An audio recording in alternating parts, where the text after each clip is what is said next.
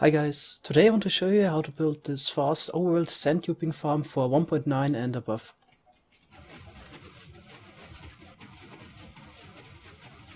I don't want to go into much detail how this farm works, because the concept is nothing new, but I can link some videos in the video description if you want to learn more about sand duping. Also the farm itself is based on something that Panda showed a while ago. It's very close.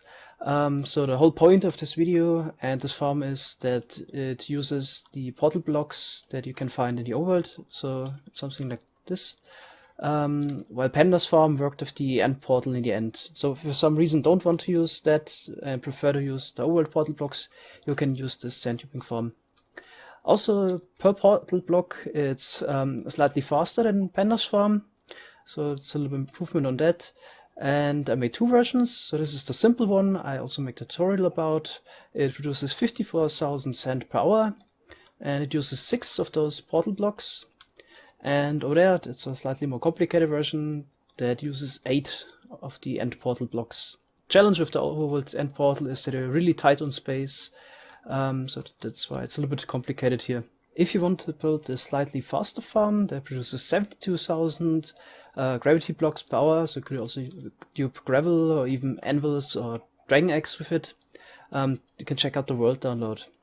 Also, after the tutorial of the simpler farm, I'll talk about the specific challenges of this faster farm, but I won't make a block by block tutorial. The duped items land in the end dimension, so let's take a look at that. So here we are in the end dimension. The reason why the farm still works in overworld is because in this creative world I placed it in the spawn chunks. Normally you would need to stay in the overworld to keep the farm running. So the sanities land in the middle of the 5x5 obsidian platform, and if just remove the middle obsidian block, the sanities fall down, get destroyed, but it's also sent here and are sent to the storage system. Also, you need to load a few chunks around the center chunk to get an entity loading chunk. The reason obviously is normally you would stand in the overworld and the end dimension wouldn't be loaded. The only chunk that gets loaded is the center chunk here, which is marked by the middle of the obsidian platform. And by making this hopper chunk loading grid, could load the 24 chunks around the center chunk, and this way the red chunk would be entity loaded, and this way the item gets transported to the storage system. If you wouldn't do this, the items or sanities would keep piling up while you're standing in the overworld, and once you go to the end, you would load them all at once, and this would likely crash your computer or game or server. Just FYI, you could do a lot more with chunk loading, but in this tutorial I'll keep it as simple as possible, and that's why the storage system is also here in the center chunk. Okay, so now let's build this. First you need a little portal, and then we need to remove those end portal frame blocks. We use a trick that was shown by Coolman. So you need some podzol, red mushrooms and bone meal, and on the side go out like this. And here we need something that stops the growing of tall mushrooms, so we go up by 7. Then place a red mushroom and bone meal it. And this would remove the portal blocks. And do this for all 4 sides.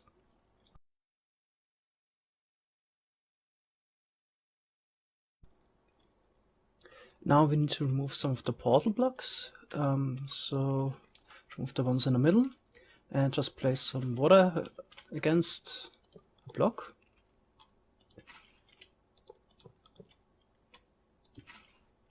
And this removes the portal blocks. And then we need an iron bar in the middle, which holds the boats in place like this.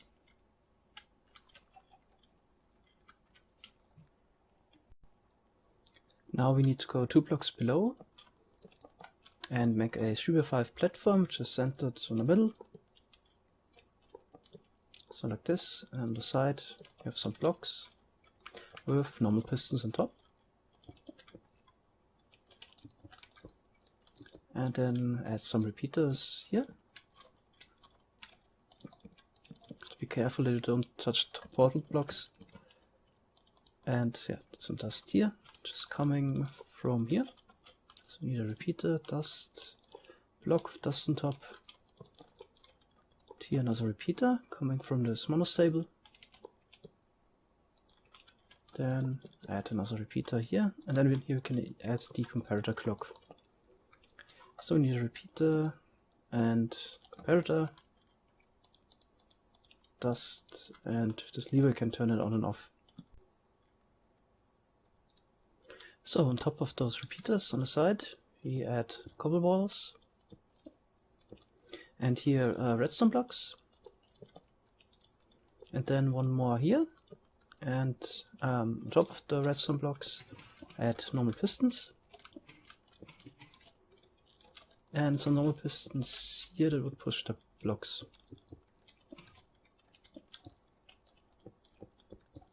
Okay, and here we add another monostable, a repeater powering those two pistons. Now let's go around to the other side. We also need to send those redstone blocks back. So we need normal pistons again, like this, and it's powered coming from here. We need another sticky piston and power them like this. Now we need to go to the middle again and take an output from this block, and here we go up by 2, this redstone dust line, and into this block with the normal piston on top. Here we need a 4 wide slime block line with a redstone block on top, and to send those back we also need a normal piston here, and do the same for the other side. On this side there's the problem that those redstone dust would connect, so add another block here, and then basically do the same like on the other side.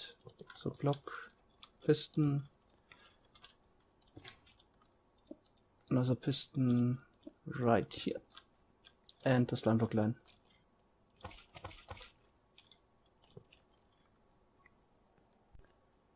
Now you can add the block you want to dupe, so in this case normal sand. And now we need some boats where the blocks bounce against. So normally the boats would go to the end, but not if they have passengers in there. So let's add 2 boats, and the easiest edit you can put in a boat is a chicken, in my opinion.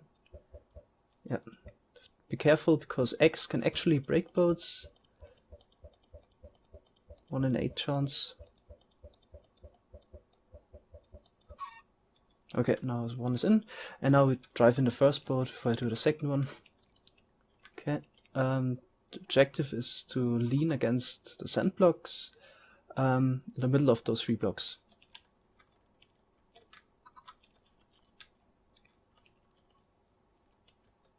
Yeah, that should be about right. Okay, I'll go to gamer 3. Don't teleport to the end. Should feel a little closer, but we'll see if it works. So, the next boat. Okay.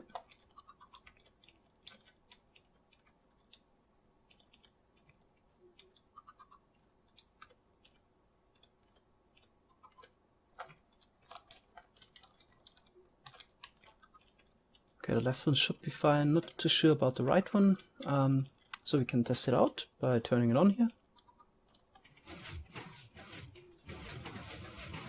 Got a little lag, sorry. I will upgrade my system very soon. Okay, I'll go to the end and check. So it looks very good. So if I stand here and pick up some of the sand, I always get a multiple of 6. So we do 6 sand entities at a time. And yeah, what I gotta do in the end is what I talked about at the beginning of the video, make the hopper grid.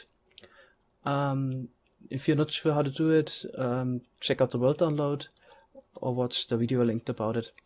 And then also the storage system obviously has to be in the center chunk if you want to keep it easy. And that's pretty much it. One note, of course, you need to remove the obsidian block. So before turning on the farm in the overworld, you need to go to the end, move the center obsidian block, and go back, and then you can turn the farm on. Okay, so in order to turn the farm off, just activate the lever again. And then the sum of the sand entities, it's a little bit random based when you deactivate it, either land on the top here or at the bottom. So it doesn't matter. You can turn it back on all the time with sand and gravel. But if you want to do, for example, dragon eggs or anvils, which are not pushable, you need to place them down on the piston arms. So if you would have them down there, it wouldn't work, because you can't push them up, but they can fall down here if I reject the piston arm. So let's see it. Let's turn it on. Okay, now they landed below, and if you would try to turn it on now, it wouldn't work. So we need to remove them again and place them here. But yeah, it doesn't matter for the sand, just the non-movable blocks like anvils and dragon eggs. So one more note on the slightly faster farm that uses 8 end portals instead of 6. So it's 33% faster.